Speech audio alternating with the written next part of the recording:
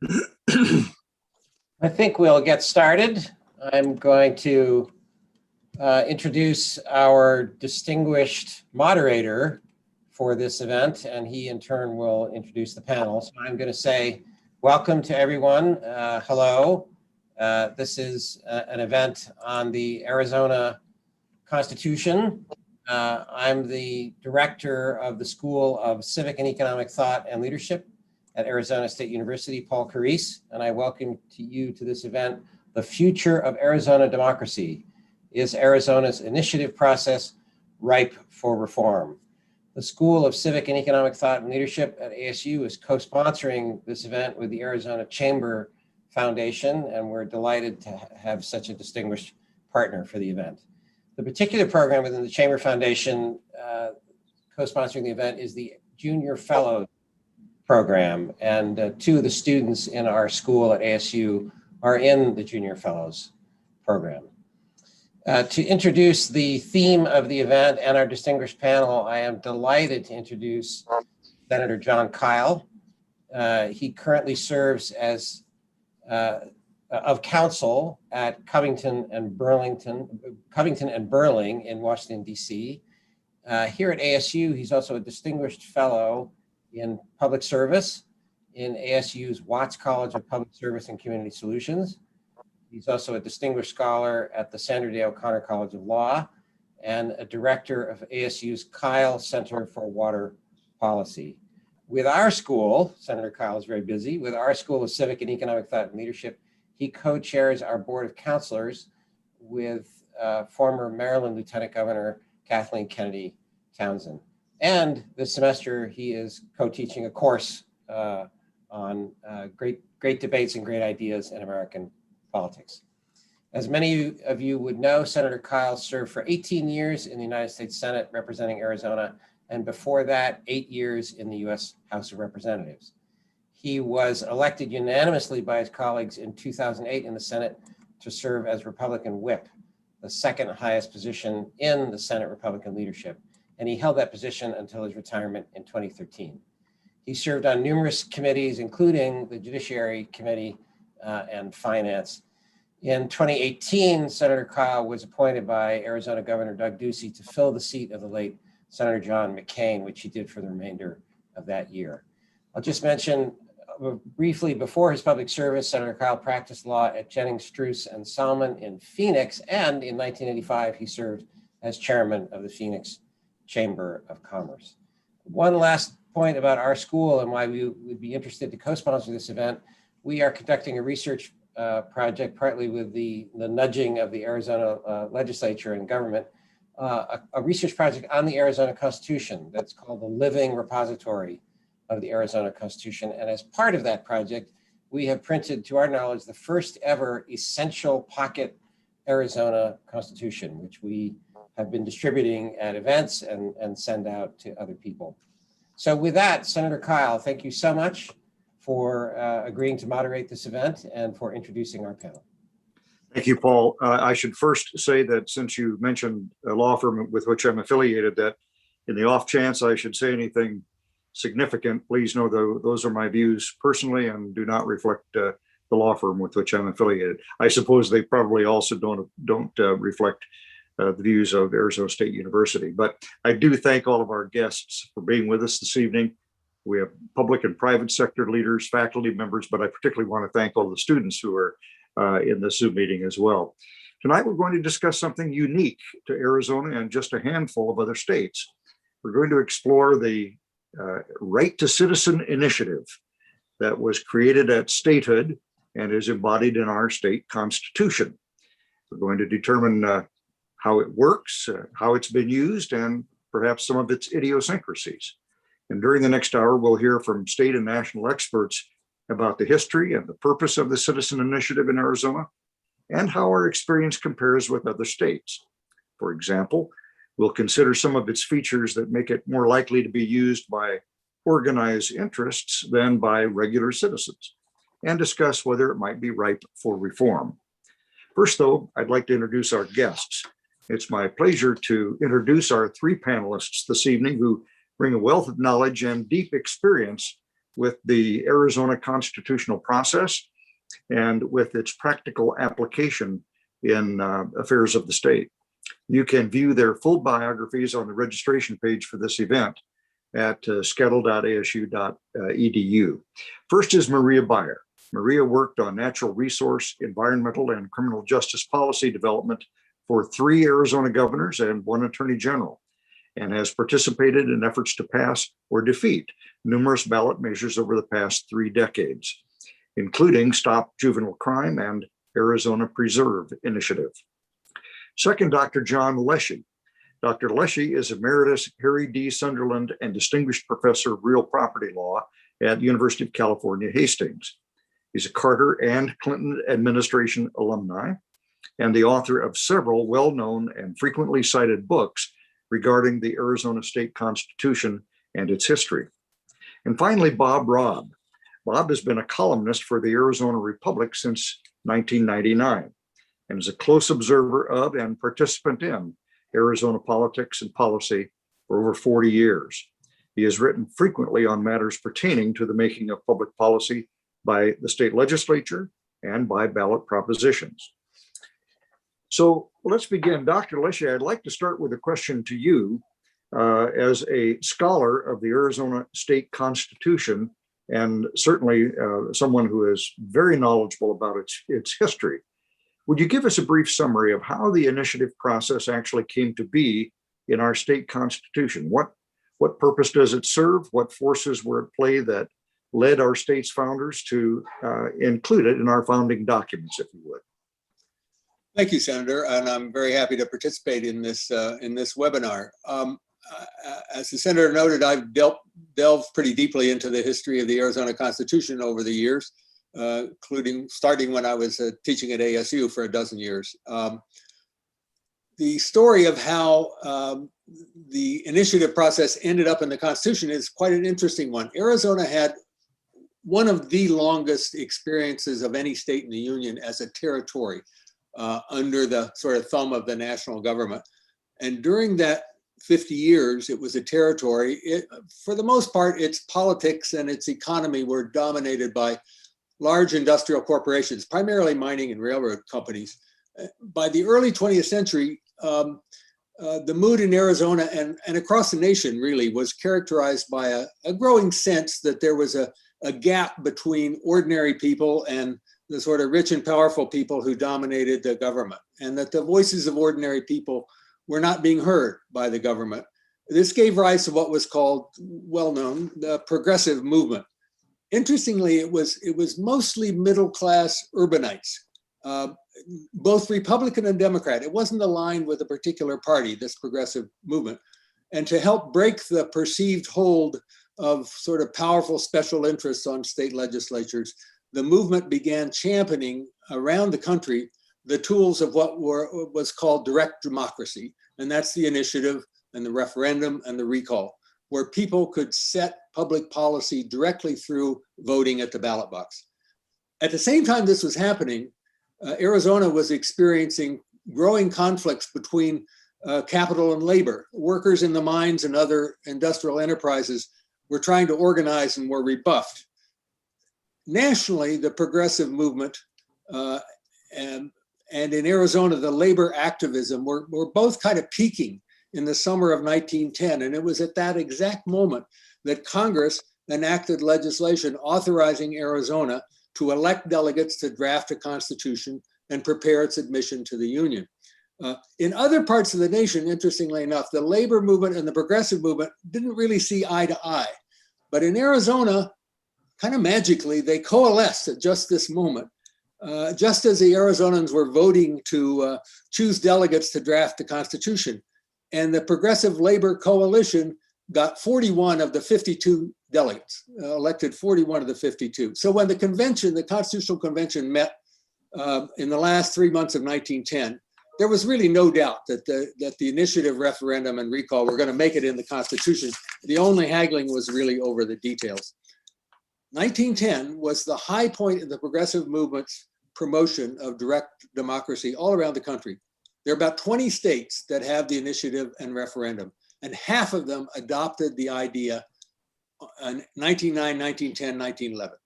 Nearly all of the Western states have these tools. So this is how it ended up in the Arizona Constitution. I'll stop there. Thank you. Well, good. Well, that's great. And I suspect some of us are aware of the fact that one of the first uses of the initiative process here was securing the women's right to vote. After numerous attempts at trying to get that established when Arizona was a territory, finally, it was used for that purpose. And there's a lot of interesting history about how the initiative has been used over the last century. But one common theme is as an alternative to, or at least a check on, the state legislatures. And this surfaced in a major way in Arizona in the late 1990s with several initiatives that were designed to limit or rein in legislative authority. And I'd like to ask Robb a question starting, well, Bob, we'll get to Proposition 105 in just a moment, but could you tell us about some of these measures, where they came from, and give us your quick take on the consequences of this policymaking? The referendum, is the sister to the initiative, has been used to check legislative action that some group opposed and was able to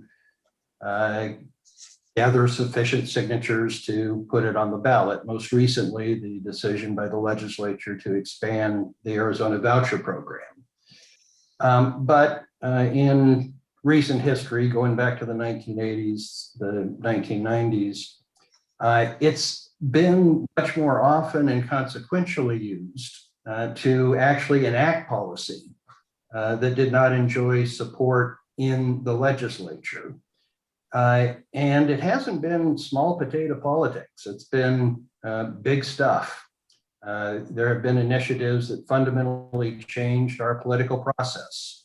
The Arizona system of public financing of campaigns, which was very influential in changing the composition of the Republican caucus in the 2000s, was enacted by initiative.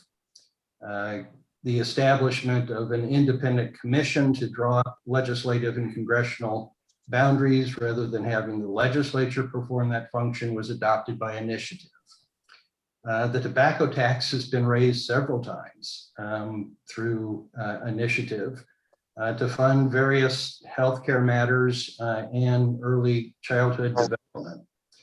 Our Medicaid program has been expanded twice by initiative. Medical marijuana was on the ballot numerous times, usually approved, sometimes disapproved, before a formula was finally developed that would allow the program to actually get up and operating. And of course, in the most recent election, Arizona passed an initiative that legalized recreational marijuana. The minimum wage has been increased or established. A state minimum wage has been established and increased twice by initiative since the 1990s. So it has become, in recent years, less of a check on what the legislature does, more of a substitute for enacting policies that do not enjoy support and have no prospect of enjoying support within the legislature. Yeah, thanks for that clarification. I do want to get now to Proposition 105, probably start with Maria, but Bob, you might want to weigh in as well. But this was known as the Voter Protection Act, probably the most expansive of all of the initiatives, at least that I can think of.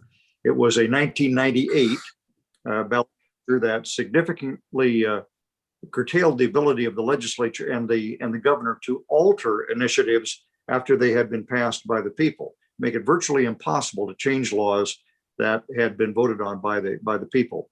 It passed with a small 4% margin. Probably the name voter protection didn't hurt. But Maria, maybe you could tell us a little bit about how that came to happen and what its effect has been, because it's been pretty significant in the history of our state. It has been, and let's talk about what we decide to call ballot measures, initiatives. Right there, you identified a key reason that that initiative passed the Voter Protection Act is because it had such an attractive name. Who doesn't want to have their vote protected? And so one of the things about initiatives is that their names can be very attractive, but when you really get down to creating law by initiative, you can see that many things are not really what they're represented to be. And you know, one of the phrases that Bob used was John said, intended to help the voices of ordinary people. And there's a question about with an initiative, whether that's really behind everything that's happening now with so many measures on the ballot. Is it really intended to help the voices of ordinary people? I mean, one could argue now that the people who can afford to advance the groups that can afford to advance some of these initiatives are not what you'd necessarily call ordinary people, and they certainly might not be ordinary Arizonans who are going to be affecting laws that affect Arizonans by passing the initiatives, because many of these initiatives are born in other states. And so what they do is they provide sometimes inside, people inside Arizona, sometimes people outside of Arizona, an opportunity to shift the balance of power. I mean, the challenge with the Voter Protection Act and initiatives is that what it says is what it is. And no matter how flawed, as you said, Senator Cottle, no matter how flawed a measure is, the ability of the legislature or any other public body to affect it is quite limited. The irony is that on the same ballot where the Voter Protection Act appeared, Governor Symington had an initiative to fund the acquisition of state trust land for conservation purposes, so we could create preserves. It was on the same ballot as voter protection, and we scrubbed the measure before it went on the ballot to ensure that it would be $20 million for 10 years that the voters were voting to dedicate to that purpose. Ironically, after the voters passed it, which we were grateful for, we discovered that due to a drafting error, it was actually a measure that devoted $20 million for 11 years. And, in today's economics, that extra 20 million isn't nearly at all what it was 20 or 30 years ago. But I mean, it really demonstrates, and we went ahead and we funded it for 11 years, the citizens did after passing it, but it really did demonstrate right away how flawed a measure can be. And even if it were something that were off by a decimal point or a zero in an initiative, could really not be amended and could cause all kinds of problems for the state of Arizona. And just to be clear, that was because of a particular provision in Prop 105 that said once the people have passed a measure, that's it. The legislature can't change it, even theoretically to correct a technical error. Only with another initiative, as I understand it, Senator Kyle. Or can a 3/4 vote of the legislature do it? I'm going to look to John Leshy, the law professor. He's nodding. John or Bob? Yeah, you can, under the Arizona provision, the legislature cannot repeal, but it can amend by 3/4 vote if the amendment, quote, furthers the purpose of the initiative. So it's Right. quite limiting. I should add that there are about half of the 20 states that have an initiative like Arizona do put some limits on the power of the legislature to amend or repeal. So this is not unique to Arizona. The details among those 10 or so states that do what Arizona does varies quite a bit. Some allow legislatures to appeal or repeal or amend by a supermajority. Many of the states that do limit it for a period of years, which is an interesting point. In other words, you can't touch what the voters have done for a period of years, but after some time goes by, 5-7 years, the legislature is empowered in these states to change. And that's an important point, I think, because as we all know, laws can get old and stale. And, the idea that you can't change them forever is really probably a bad idea in my judgment. Well, and for students of our democratic republic here, one of the rationales for having representatives represent us in a legislature is, at least theoretically, to think things over very carefully, to have subcommittees and committees and debate that will kind of scrub off any errors, anything that people hadn't thought of earlier, so that by the time it finally does pass and a governor signs it, theoretically, it doesn't have any errors in it. Now, I know from experience that it's pretty hard to draft something that's perfect, but as opposed to a situation where you only have one shot at it, the people either vote yes or they vote no, and you can't clean it up afterward, this does represent a challenge. But with 3/4 of the vote of the legislature, you could change it as long as it doesn't detract from the purposes of the initiative in the first place. Let me ask Maria another question here. Have we seen the legislature try to use the ballot in the other way? In other words, to put limits on the initiative process to preserve their own role and the concept of representative democracy? Well, I can think of an example where there was an initiative that was out there called the Citizens Growth Management Initiative. I think it was CGMI, Citizens Growth Management Initiative. And what it sought to sort of duplicate a growth boundary that was popularized in Oregon, which would allow no building out of a certain area designated. And there were groups that were advocating for that, got it on the ballot, and we're hoping that it would pass. So it was a growth management program. And the legislature decided to, again, I think the governor, worked with the legislature to create an alternative program, which was done legislatively, that intended to speak to some of the issues, so that some of the irresponsible practices that the state had encountered from poor planning would be curtailed, and that we would continue to have growth, but reasonable, thoughtful, well-planned growth. And so that was an instance where the legislature used its own power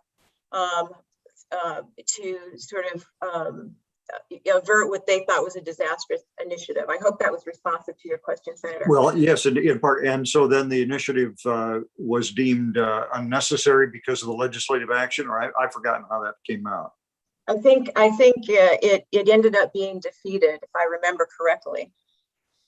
Well, that's an example of at least where the initiative drove policy, even by having the legislature act rather than having the people act. One of the things that I wanted to briefly explore here, and Bob, you might be aware of what's going on down at the state legislature right now.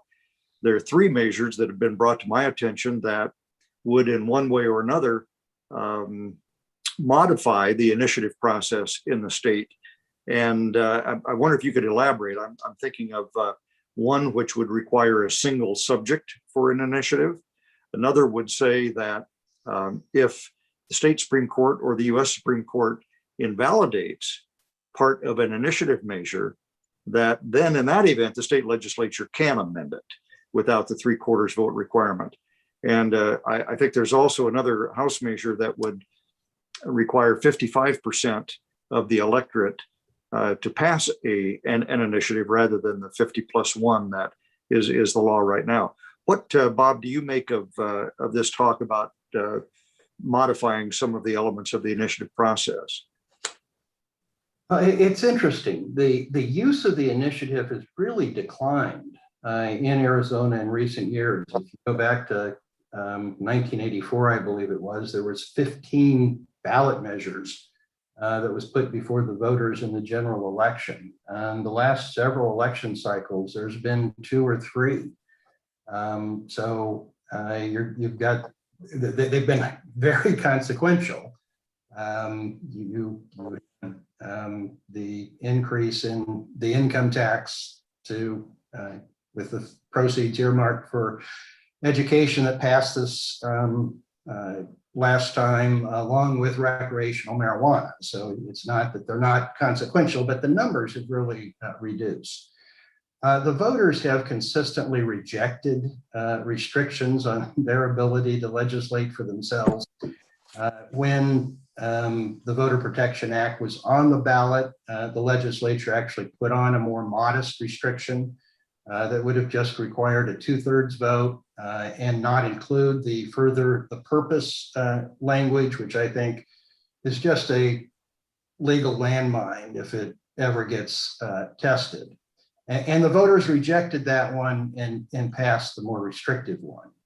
The one instance in which the voters agreed to put handcuffs on themselves occurred after the Medicaid expansion in 2000.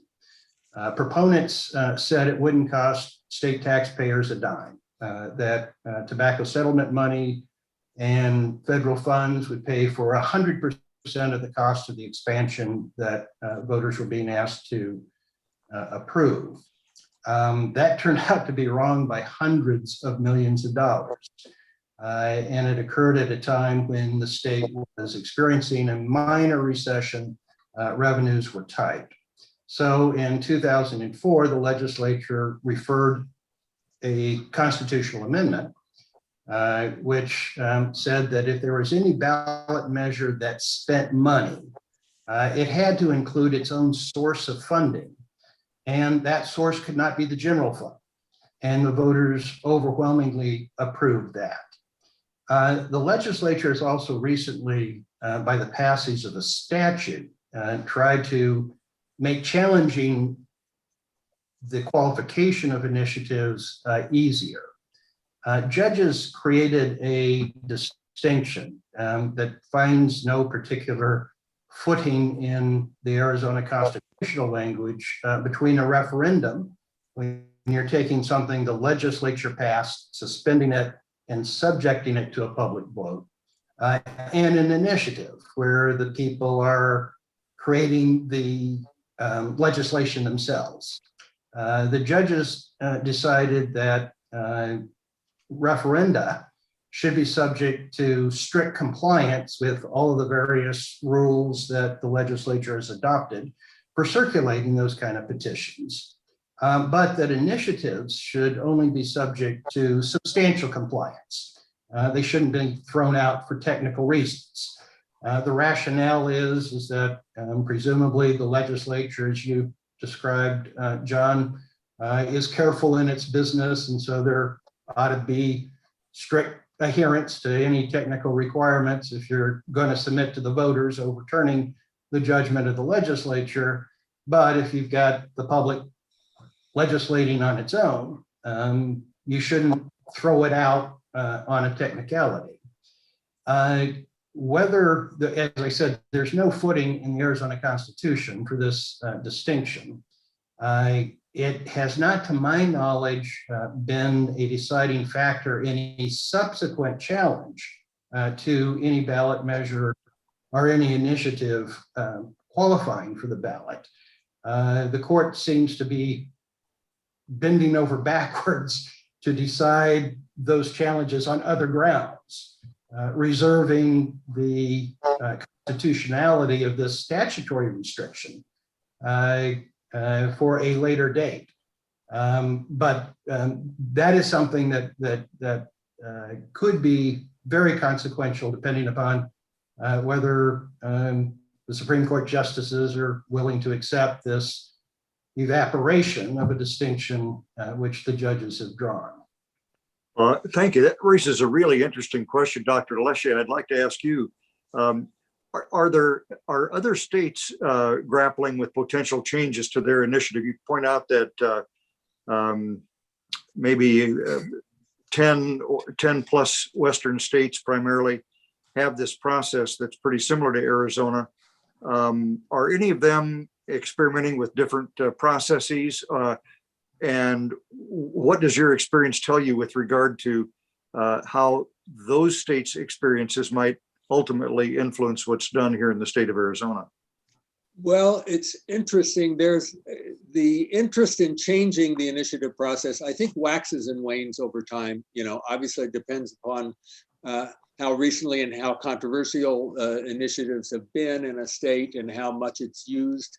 The fact remains that by far the vast majority of laws in Arizona are made by the legislature on a regular basis. And so the initiative, as Rob pointed out, is used sometimes, and then other times it becomes less important. I don't think there's a particular pattern. I will say, I don't think there's been a single state that has adopted the initiative, and there are about 20 some, that is ever unadopted. In other words, voters don't like to say we relinquish the strings entirely to the legislature. Once it gets there, it stays there. That's been the history. Now, that's not to say that legislatures can't make it harder to use them, and can do that, as Robert pointed out, can do that by simple statutes to some extent. They don't need to amend the Constitution to do things like elevating the standard for challenging signatures on an initiative petition, which, as I understand in Arizona, it's easier to challenge signatures on a petition for an initiative than it is to challenge signatures on a candidate running for office. And that's something the legislature has just done to make initiatives more difficult to qualify. And I think the legislature has the power to do that. So, this all becomes, it's kind of, I suppose, obvious, but this all becomes subject to politics. The initiative is subject to politics, just like everything else in terms of lawmaking. And so there's no particular pattern, except I think if you wanted to abolish the initiative, good luck. I don't think that would happen. Voters will not approve an outright abolition. Not going to happen. One of the things that I think this most recent election brings out with Proposition 208 is, and Maria alluded to this earlier, that sometimes initiatives arise from citizen activity within the state itself, but sometimes there's a national or a regional movement, or at least some powerful interests that have something they want to achieve. I'm sure the marijuana industry may be a good example of that, where they can put a lot of money against the problem. And I think we should point out, by the way, that in order to qualify a ballot proposition, you've got to get a lot of signatures. And the way you do that is to stand out on the street corners in the middle of the summer and get people to sign a petition. And it's not easy to get people to do that. So you end up in the modern era paying those petition circulators, and that takes a lot of money. And then to run a successful campaign can run into the millions of dollars for the TV advertising and social media advertising, the rest that is required. Proposition 208 was an example of a situation where you had an outside group that was supporting a change and was very well funded. And the question was, would anybody from within the state seek to raise funds to oppose it? And as it turns out, the governor and others, and I will confess I was one of them, helped to organize an effort to raise funds to defeat it. And a good example of how money can influence the process, Prop 208 nevertheless passed, despite the efforts of some of us to raise money to defeat it. But it only passed by a very small margin. I think it was a couple percent. Whereas in the case of the marijuana, for example, the medical or the recreational marijuana passed by a substantial margin because there was no particular effort organized against it. And so I guess the question to all three of you, comment on this question of outside money, special interest versus initiatives coming up from within the state itself, the fact that you have the paid collectors and all of those things. Is there anything to be said for making any changes there to cause the initiative process to stay true to the original purposes? Or am I incorrect that it's strayed from its original purposes, perhaps? I don't think there's any question that it is a different tool than was originally contemplated back in 1910 as a populist check on a legislature that might be under undue influence. from corporate interests. It's a tool of special interest because you do have to raise a lot of money to get it on the ballot. And it's a tool that's used by both the left and the right. We could also cite examples of things that were done by initiative that were conservative and had that effect. I think that so recognizing that it's different, I think, is important, and that it's now a tool of special interest. Ultimately, you do have to win at the ballot box. So ultimately, you have to convince more people of your point of view than the opposition. But I think you run into, and I would defer to John Leslie on this, federal constitutional constraints on what you can do, particularly in ballot measures, where the federal courts have been fairly strong about there being a corporate right to participate in those debates, even before Citizens United, which found a corporate right to participate directly in candidate elections. The constitutional protections for corporate participation and beyond state boundaries has been protected by federal courts since the 1970s. But John, you might have a better, more comprehensive view on that. Dr. Leslie, any comment on that? Well, No, it might be hard to change even if we wanted to. that's right. Citizens United, the fact that dollars are speech, that's what the Supreme Court said. That means that there are effectively no limits can be placed on contributions, essentially. I view this in part from my vantage point here in California. We are totally initiative happy, even more than Arizona. And Robert is exactly right. We see initiatives from the left and the right. We see enormous amounts of money on both sides. We see special interests, if you want to call them that, all across the spectrum. And I'm not sure you can do anything about that. We just had an initiative last year you may have heard about, where Uber and Lyft qualified an initiative and spent hundreds of millions of dollars to pass it. And it passed handily to make sure their drivers could not be called employees. The state legislature had passed a law saying that, and Uber and Lyft rose up and literally spent huge amounts of money to overturn it, and did. The lesson there, I think, is that you can talk about a tool or a remedy here would be full disclosure of financing and making sure you know whose money is behind it and all that. Frankly, I at one time I supported that idea of full disclosure. Now I think it actually doesn't make any difference. Every voter in California understood that Uber and Lyft were pouring huge amounts of money in this. It was no surprise. It was no secret. I think my remedies for sort of controlling the process have to do more with making sure that the voters can understand what's at stake in terms of honest descriptions, honest titles, and that sort of thing. I think that's probably and that's something the legislature, I think, actually has a lot of power to do if you want to do it. And that may be the kind of reform that would be most effective. Well, in our state Supreme Court appears to be trending in that direction. They threw the original Invest in Ed ballot proposition off the ballot because its description was materially misrepresenting what was in the ballot proposition.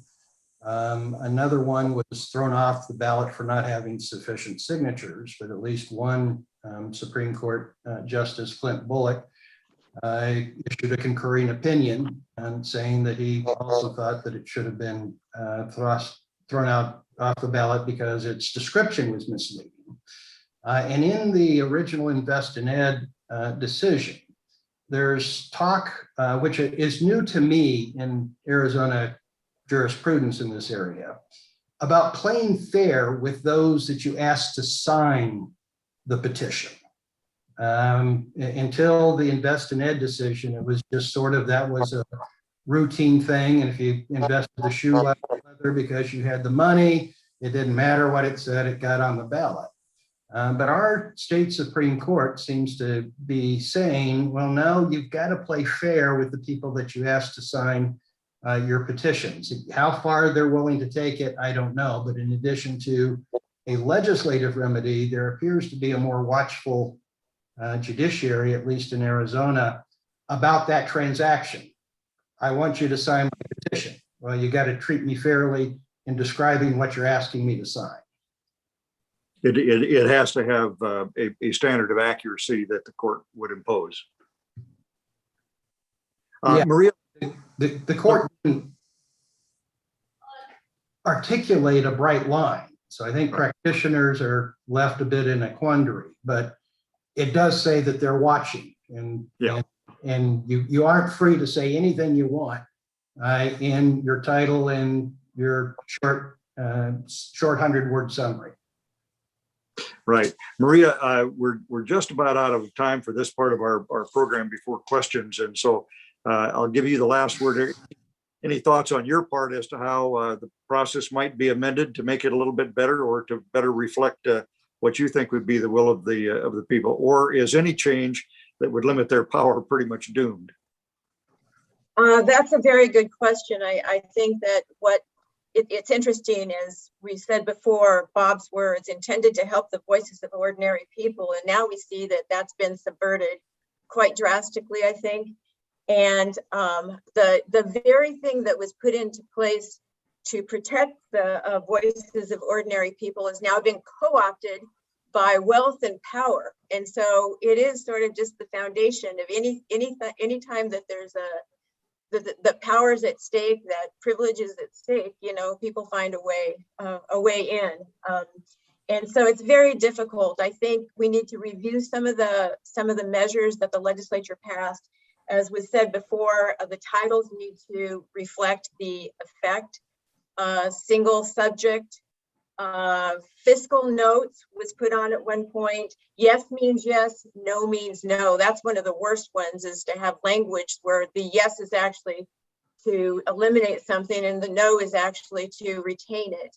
And so in my view, I think that, and I agree with the point that was made about maybe the money doesn't even matter anymore. I mean, it's really, and in terms of being able to educate people, if you have money and you want something done, you go out, you hire all the best consultants on either side of the aisle. You can even pretty much, there's almost a monopoly on signature gathering here in Arizona, which is really frightening. I mean, you can, if you're the person who goes and contracts with this particular person or organization that collects signatures for initiatives, I mean, it's pretty much game over right there. And so I think those are the kinds of things. I agree with everything John said. I also think we need to look at that whole process about whether anybody can enter into that discussion, because it's really critical at that stage. And the point about some kind of fairness being required, that way before the courts ever get their hands on it, in terms of the education that's required on an initiative measure, would be great. Well, that's a very good point. I think maybe the way to summarize this to conclude, and then we have an opportunity for questions to be asked. The idea, as Dr. Leshy pointed out originally, was to give the people a direct voice. And because ostensibly the powerful interests that had a lot of money could control everything otherwise, now we see a situation where money on both sides of the proposition talks, and without it, you're liable not to be able to make your point either for or against the initiative. And I suppose the interesting question is, does the average citizen have more input into his state legislator, the guy who lives next door to him, or in affecting the outcome of a ballot proposition, which could require millions and millions of dollars to get on the ballot or to oppose? Good question. Not our job to answer that tonight, but I do think, given Dr. Leshy's explanation of the way the whole thing started, it's worth asking whether or not some changes might be warranted, given the way that things have evolved. Well, we'll leave with a question, and now invite all of you in the audience to ask your questions. You've been doing that, I think, through the process, and it's been explained to you. So we'll stand by and take your questions. Thank you, Senator Kyle. This is Paul Carisse again, Director of the School of Civic and Economic Thought and Leadership. That was a fascinating panel discussion. I have to say, I'm a professor of political science, and I've spent more time studying the federal constitution than state constitutions. And I learned some very interesting things about the larger spirit, constitutional spirit behind referendum and initiative and related to that recall, and also about the Arizona process. So that is fascinating. I will just ask our three panelists to keep in mind that last question that Senator Kyle formulated. And as the audience questions come in here, if you want to respond to that background issue as well about reforms that you might suggest, please do so. Well, with that, I want to introduce our first pre-arranged questioner, a student from Arizona State University, happens to be a student in our School of Civic and Economic Thought and Leadership. The Arizona Chamber Foundation has established this Junior Fellows Program for a select group of students at the Arizona universities to be a part of that and part of this civic education initiative. So we're delighted to have one of those students in the Junior Fellows Program, Stephen Matter, who has designed a question that he would like to pose. And now actually Senator Kyle is on the hook as well. He gets to be subject to these questions, not just our three other distinguished panelists. So Stephen, the floor is yours. Thank you, Dr. Carisse. I appreciate it. So the question that I've sort of prepared is for the panel and Senator Kyle. And so as you know, part of the SCETL curriculum involves the application of our civic classical education to our responsibility to understand and participate in the political process. What actions should students take to become more involved in the political process to help ensure the integrity of the Arizona initiative process? I'll take the lead and say, first of all, you need to take a class from Dr. Carisse. The SCETL school provides some really good opportunities for insights into American history and to civics generally. And the course that I help to teach talks about how to become active in it as well. So education really is the beginning. And that's something that every citizen has some responsibility for. This is do-it-yourself government, not just with the initiative process, but with all of the different aspects of a citizen's participation. It isn't just a matter of voting. We should all devote some time and effort to being involved, to telling our representatives what we think. And if we have the ability to do so, to participate directly in the campaigning and the electoral process as well. So there's nothing that really prevents us from being involved except education and learning how to do it. And believe me, the political parties are just aching for volunteers. So it doesn't take too hard. It's not too hard to learn how to get involved in the process if you have some determination to do it. My hope, Stephen, is that your generation can change politics in significant part by putting politics in its place. My generation, I think, has invested way too much in politics, resulting in allowing it to be a polarizing element in our society. That divides friends from friends and even divides families within themselves. Politics is very important. It's how we decide how we're governed. But we should not allow it to be so toxic that it affects the rest of life. So I think your generation is more skeptical of some of the institutional arrangements, such as political parties, that do create the polarization and the divisiveness within our politics. I think you've seen a lot of examples of the limitations of what politics can achieve.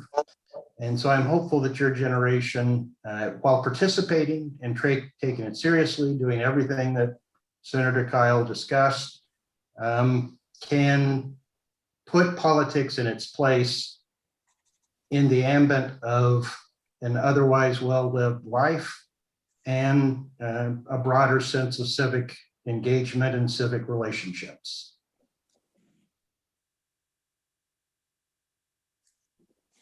So I could go next, I guess, unless. Yes, no, please I'm do. going to. Please So do. I have a couple of ideas.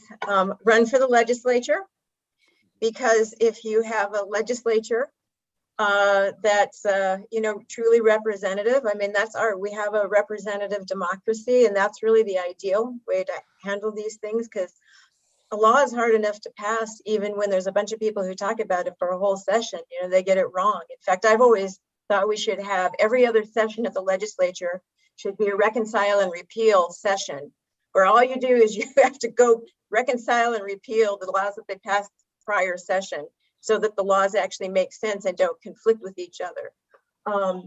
So that's one, is run for the legislature, get really involved in the lawmaking process. So there's less of a need to go to the ballot all the time, because the ballot rarely gets it right. The other one is just to reinforce, used to be the old axiom on this was that 60% of the people, their first inclination on all ballot measures, 60% is to vote no. And so you have to go get, 11% of the voters to put it over the top. And so, when in doubt, vote no, I would say. So those two things, run for the legislature, vote no. I can't add very much to everything that was said. I mean, I agree with all of it. Engage, educate yourself, engage as a citizen in the political process, but do so, and I think Robert's point is very valuable, do so respecting different points of view, and let the process really inform you about how varied the society is and how many different legitimate points of view there are on just about every public policy issue. And I think the other thing that's kind of missing in our politics today is we don't celebrate success stories enough. Our political process has actually produced some really great things through bipartisan compromise and negotiation and all of that. And we tend to regard it as this sort of win-lose, you either win or you lose. And it usually doesn't produce results that way. And I think the more we understand that it actually has, looking over the long history of the country, been a success, produced a lot of success stories. We need to celebrate those more. So that would be my thought. Paul, as somebody that's been involved in the process for 26 years, I think what John just said and the comments before were pretty profound. I certainly concur with all of them. Thank you so much. We have some very interesting questions that have come in. I'm going to start with a broader one, but then there's some more detailed ones that have come in. So the broad question is for the panel, does the initiative process undermine the overall concept of a representative democracy, as Senator Kyle was sketching it out, or are they in tension or balancing each other? I think they're both in tension and balancing. And I think that John Leshy is right. Once you have it, you ain't never going back. So the ambit of representative democracy through elected officials needs to learn to coexist with direct democracy through initiative, referendum, and recall. And I think this is something where our Arizona legislature has been lacking in being willing to live with and coexist with the direct democracy component. We got the Voter Protection Act because after medical marijuana was first passed, the legislature instantly gutted it. And that invited a draconian restriction on its ability to deal with initiatives in the future. If that hadn't happened, the legislative proposal of only allowing amendment by a 2/3 vote and without this ambiguous furthers the intent language would have been welcome as a highly progressive step. We've got to live with them both. And I think John Leshy is right that we don't celebrate our successes in what happens from representative democracy. For some reason, legislators regard initiatives as an indictment of them rather than a constitutionally co-equal way of creating policy under the Arizona Constitution. Some other responses from the panel on that? Well, at the risk of making an unpopular point here, I will say that, again, experience in the legislative branch at the national level has convinced me that the degree of checks and balances which our federal constitution imposes, and we have a similar set of constraints in our state constitution on developing legislation, are worthwhile. That is to say, that the more thought you put into something and the more approvals that are required for it to become law, the more likely it will reflect, the more likely that it will be carefully thought out, that it will be devoid of errors and have a broader consensus supporting it than an idea that comes up very quickly, doesn't have the same degree of checking, and ends up passing rather quickly. That's the problem with the initiative process. A vested interest can get something on the ballot with enough money to buy the signatures, and it doesn't have to necessarily have gone through the same degree of scrutiny of lawyers call it sandpapering, but the idea is to make sure that there aren't mistakes inherent in it. There aren't some loopholes or flaws. You don't have to go through that same degree. Now, hopefully in the process of the campaign, problems with it will be pointed out, but that's kind of a bludgeoned way to do it in the middle of a campaign to try to discuss the niceties of technical language. It just doesn't happen. And so you can get pretty big errors in the initiative process that, at least in my experience, can be smoothed out and to some extent eliminated through a careful legislative process. I would agree with that, and I think there's a lot to be said for that. But the problem is we're not going to do away with the initiative. One could argue that its biggest value actually may be that its potential, so that legislatures know that if they totally disregard an issue that the public really cares about, they're sort of inviting an initiative to step in, and that may actually prod them to take on issues. You could never prove that, but it is an interesting point that the availability of an initiative may actually affect what legislatures do in a positive way to reflect more what people are concerned about. You may not be able to prove it, but I've heard that kind of discussion among legislators who fear they don't do something, there's going to be an initiative that could be a whole lot worse than what they do. So I think you're absolutely right, John. Okay, I'll move on to the next question. Also a very interesting question about whether initiatives, given the changes, I suppose, of recent decades, initiatives should have to pass by a certain majority. And this would involve, I guess, amending the Arizona Constitution. So the question is, isn't it the case that with voter registrations being significantly less than the total adult eligible population, and with low turnout rates for most elections, especially state-focused elections, shouldn't it be the case that initiatives, isn't it the case that initiatives pass with significantly less than a majority of Arizonans? And should there be a reform to address that? That question makes sense?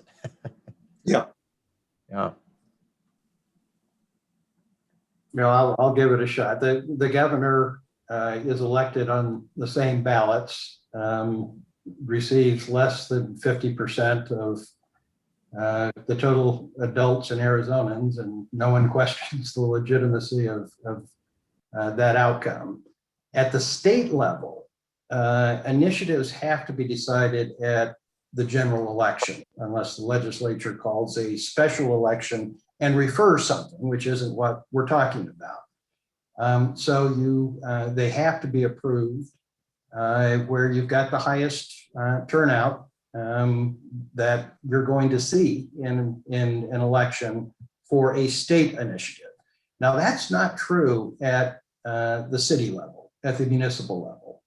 And you do frequently have important initiatives passed or referenda from the legislative body passed with a turnout of 25%. And so you're really talking about 15% of even the electorate deciding the outcome.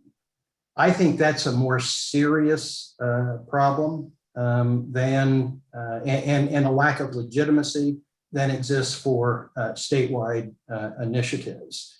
And I do think that there should be a requirement that those appear on the state's general election ballot, where you have the maximum turnout that realistically we're going to see. So I have, and I agree with what Bob said. I have another, I guess you'd call it spin on that. And I think the traditional wisdom is different. The traditional wisdom is, people like to control voter turnout. And so there's been more than one ballot measure that has appeared on the ballot specifically to get a particular constituency or particular constituencies to actually show up to the poll. So if you don't have a candidate that's really exciting, but if they can get you to the voting booth, how it used to be the voting booth, if they can get you to vote, if they can get you to look at your ballot, and you happen to be a registered X or Y, and you got there because you really cared a lot about a particular issue, they know you are going to probably also vote for the candidate, especially top of ticket candidate. So I've used it, I've heard it used more in the context of actually stimulating voter participation, even less so than the thing itself. So so I think it's, kind of the more the situation in my experience that sometimes they're used as a decoy just to get people to vote. I would say Arizona is actually, I think, just standard. A lot of states do what Arizona does, 50% of the votes cast on the proposition. It's very unusual for a state to have a supermajority requirement. And I think Robert's point is it could be worse, because if you could put initiatives on the primary election ballot, for example, or hide them where the turnout is low. We do that in Arizona and California, by the way. You can put initiatives on the primary election ballot. Often has more ballot initiatives than the general election ballot. But it works pretty well here overall, because California is very good at. I think they have a voter pamphlet that goes to everybody. They have neutral descriptions of the propositions, and then people can put their own arguments in the voter pamphlet, one side or another. And you read that voter pamphlet, frankly, you don't have to be well educated. You get a pretty good idea of what's at stake. So I think on the whole, the process doesn't work too badly here. Just one footnote on that to Professor Leshy.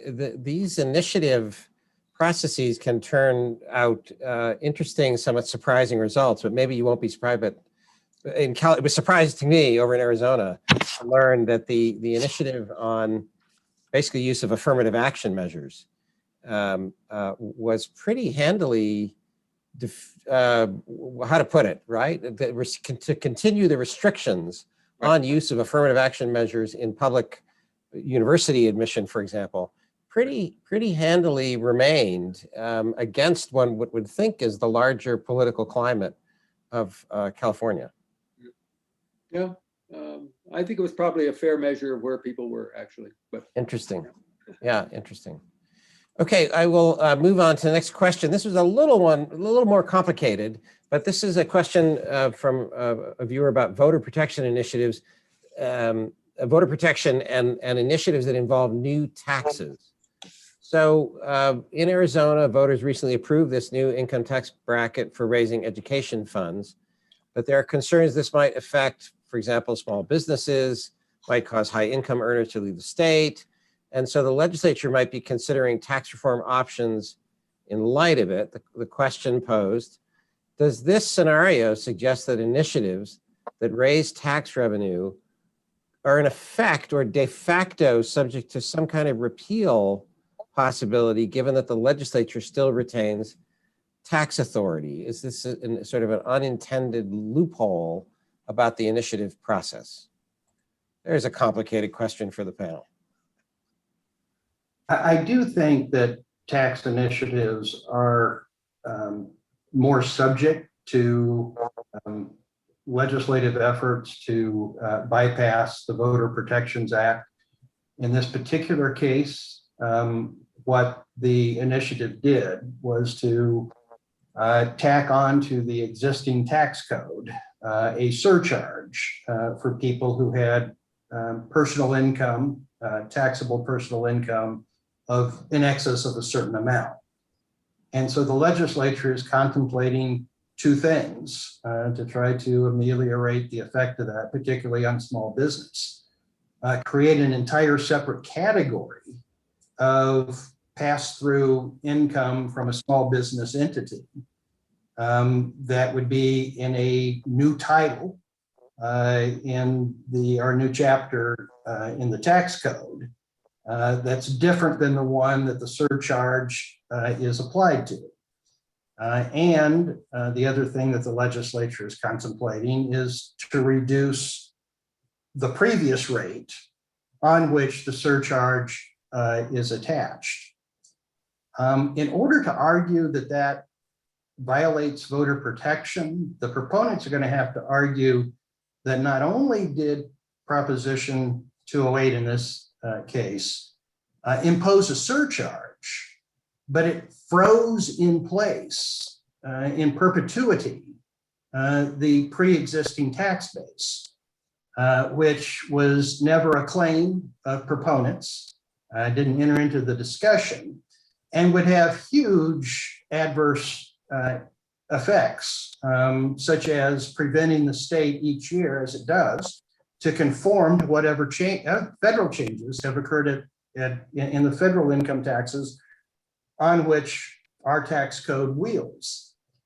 So I do think that given how complicated taxation is, I do think that the ability of the legislature to bypass voter protection restrictions is greater. We may get to see a test of this, because if the legislature does either thing, I'm sure that there will be a legal challenge to it. I think it's hard to come up with an argument that doing what the legislature is contemplating doing violates the Voter Protection Act. And potentially violates a provision of Proposition 208, which ostensibly would prohibit the legislature from reducing the tax revenues from these categories, does it not?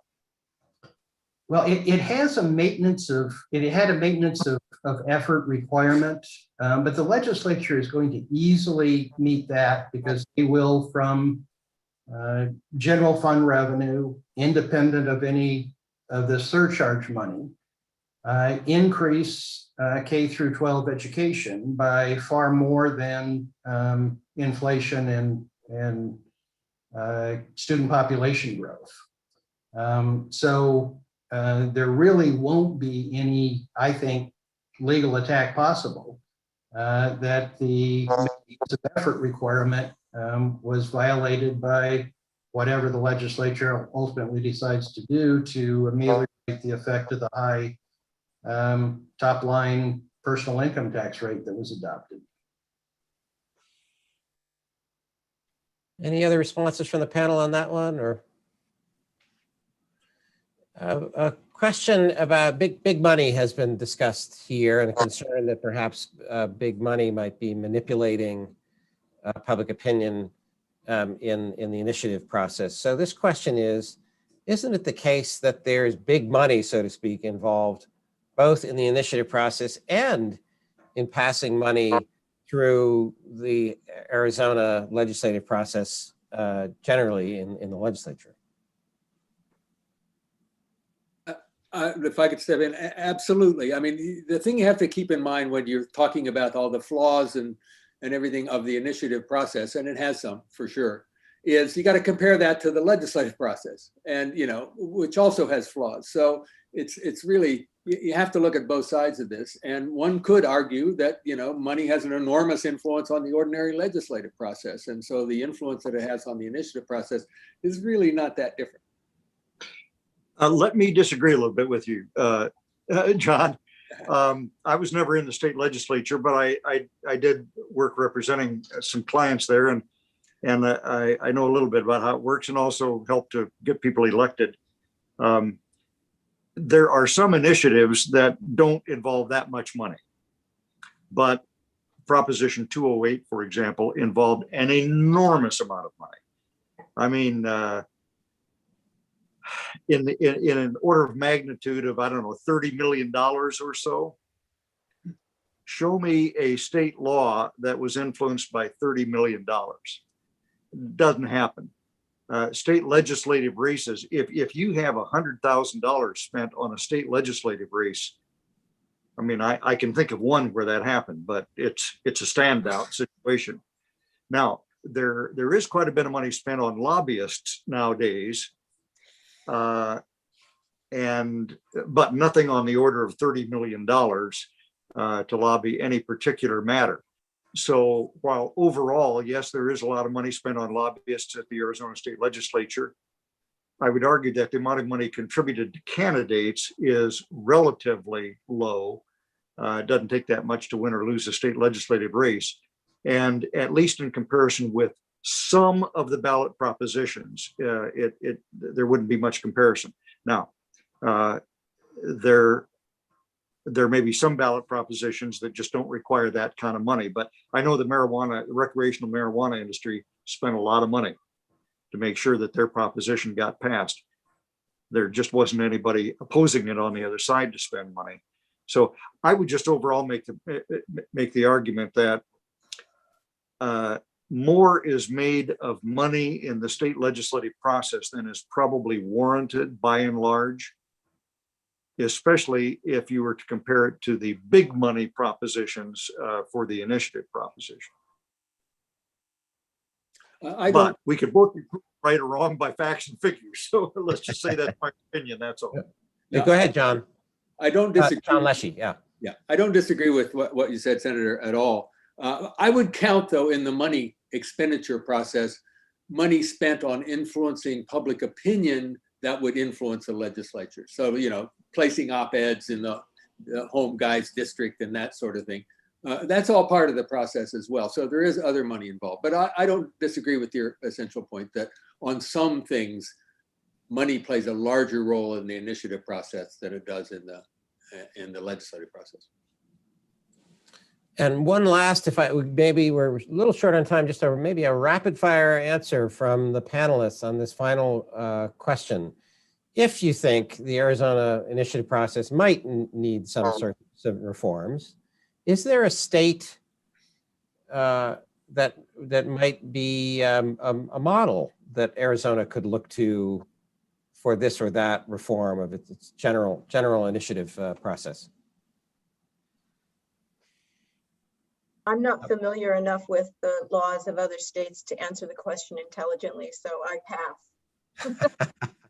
I would say two things. One is, as I said earlier, end the permanence of the voter protection law.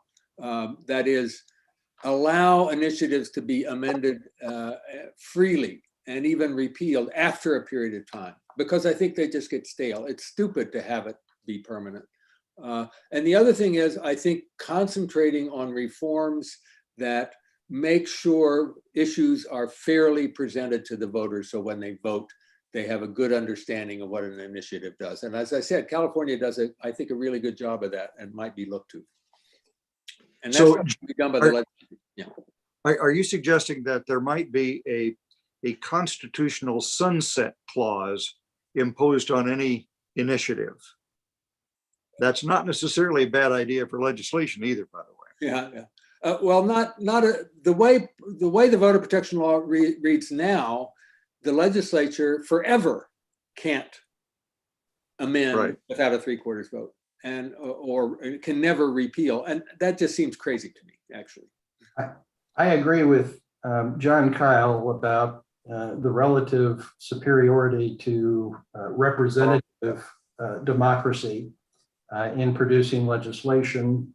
There are states that provide more of a cooling off period for initiative matters, either by having a higher threshold to pass, or a requirement that they pass twice in a row, or give the legislature an option of acting before an initiative goes into effect.